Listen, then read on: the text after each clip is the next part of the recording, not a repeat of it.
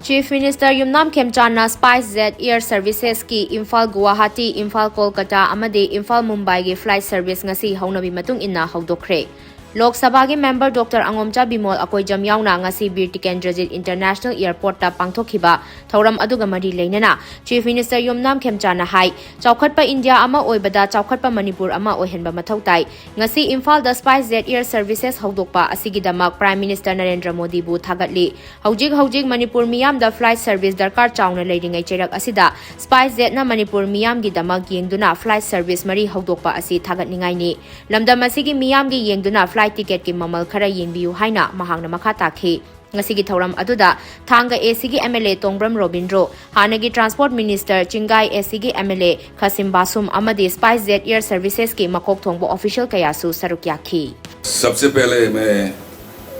भारत के प्रधानमंत्री नरेंद्र मोदी जी को धन्यवाद करूंगी क्योंकि विकसित भारत में विकसित मणिपुर भी होना चाहिए। तो इस बात के लिए कि अभी नेशनल हाईवे में बसेस बहुत दिक्कत से जा रहा है, तो everyone is going by air. तो इस समय में स्पाइसजेट ने मणिपुर के लिए 4 फ्लाइट बढ़ा दिया, 2 गुवाहाटी का, 2